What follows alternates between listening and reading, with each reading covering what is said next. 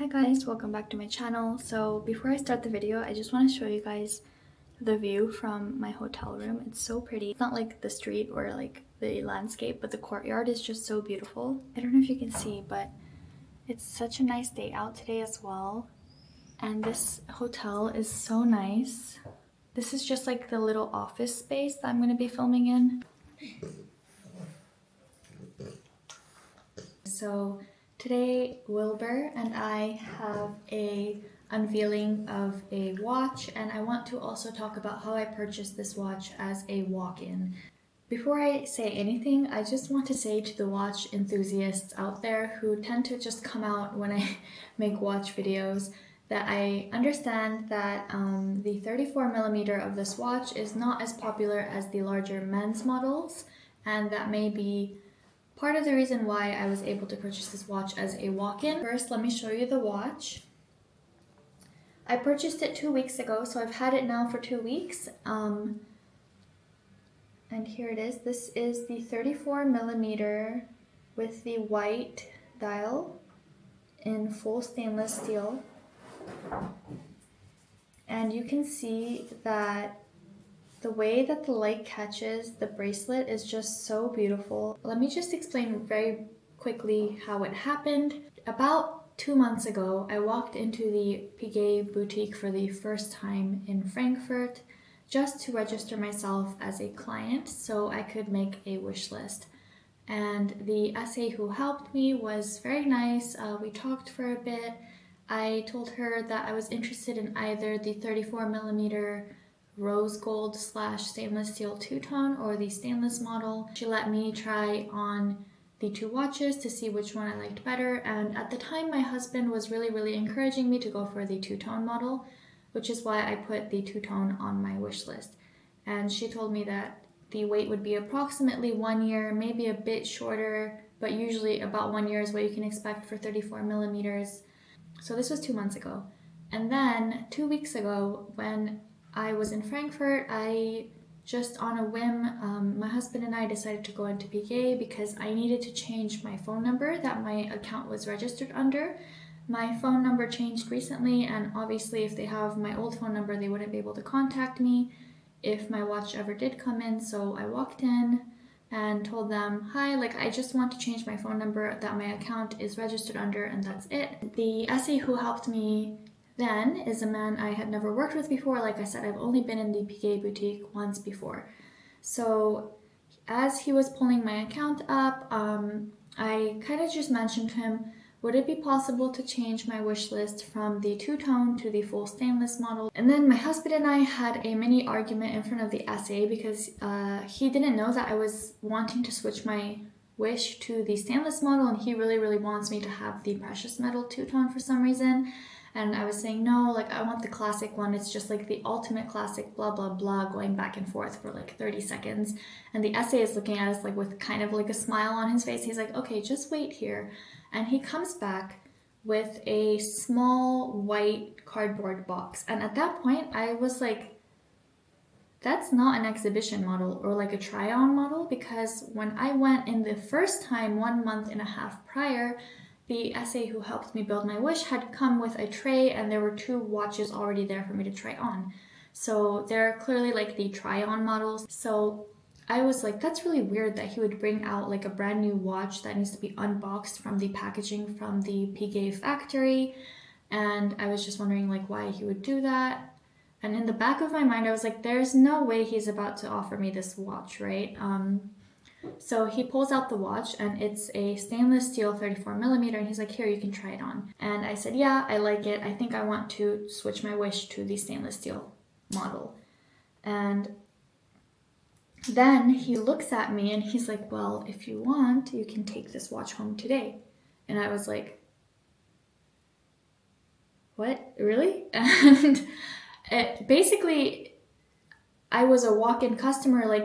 I've never met him before. He only knew that I came in once to make a wish list. Of course, my husband says yes within 3 milliseconds, and I didn't even have a chance to process the fact that I was being offered a watch, and also the fact that I would be spending a surprise 26,000 euros on a watch that I wasn't expecting to buy that day.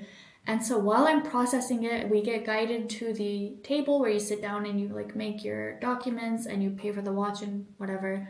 And I'm still processing. I'm like, what is happening right now? Like, I came in to change my phone number and I'm going home with a royal oak. It was just so crazy.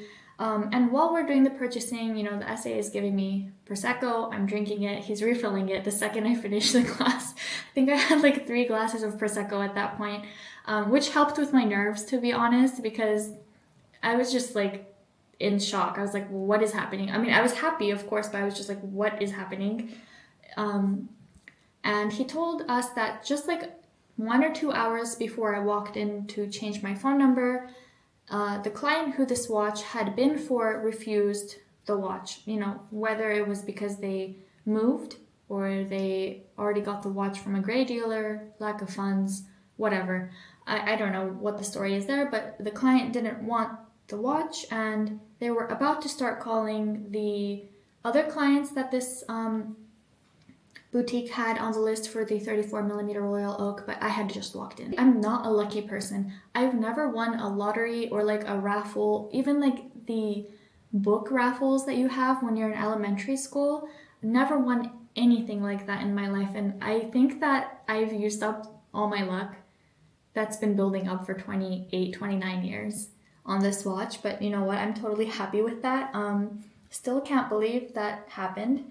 And it just sounds like a fake story when I say that I walked into the boutique and I was offered a watch as a walk-in, but it's true. And now I'm like, I think I do believe the people who say that they walked into Rolex or walked into Hermes and were offered a bag or a Datejust as a walk-in. I think it's just really like timing and luck. That's how I received this watch as a walk-in. I don't believe that it's a normal kind of situation. So if you go into the Piguet boutique in Frankfurt, I don't think you're going to be receiving the watch if you just walk in. I really think it's just a really special case, and I was very lucky to be there at the right time. And yeah, I can't believe that if you told me last year that I would have a Royal Oak before I was 30 years old, I would not have believed you, because at this point last year, I didn't even have a Rolex. And now I have my Cartier Panthère, my Rolex Datejust, and this Royal Oak. I really think my collection is complete. I'm not like a super watch enthusiast. I just like watches because I love jewelry. I do design jewelry as a hobby / passion project. So at this point, I don't have any watch that I want in my head that I can think of, because I have everything I want and I'm so thankful for it.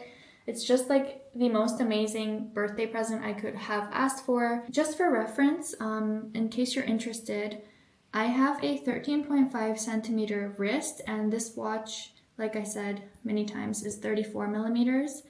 And I would say this is like my maximum size. I could not go larger than this, and I think it's really substantial on my wrist as well. Any larger and it would look like my arm was under house arrest, I think. But I really like this kind of more masculine style, because both of my other watches are a bit more delicate, a bit more feminine, and this is just like a men's watch but with like a smaller size. And yeah, I think it's so beautiful. I wish I could wear a bracelet on this arm, but I'm not so crazy to like scratch up my watch in the first 2 weeks, so that's why this watch is alone on this hand and all my jewelry is on like my other arm. Basically, that's how I received this watch. Now I think I want to talk about the rest of the jewelry on my arms and stuff, just because there is a combination of things I've made and things I've bought. So if you're not interested anymore, you can just click off, because it's going to be like a few minutes of jewelry now. This is a 3mm lab diamond tennis bracelet set in platinum that I designed, and I have this one on like every single video, so I feel like I always talk about this one first, but it's just so classic and so pretty, so easy to style, and I wish I could wear it with my watch, but I'm not going to. And under that, here is the Hermes Kelly Gourmet bracelet. It has like a kind of Cuban chain link going on that I really love. And it's in a very beautiful rose gold tone that Hermes uses. And here is a 3.2mm eternity ring. So you can see it's just fully covered in diamonds all the way around. set in 18 karat rose gold that I designed. Actually, one of my clients commissioned me for this piece, and I designed one for myself because I just really liked, I just love diamonds, and I think it's just so classic, and it's like chunky but not so chunky that you definitely notice it. It's super sparkly, but it's not like overly chunky that makes your fingers look a bit shorter.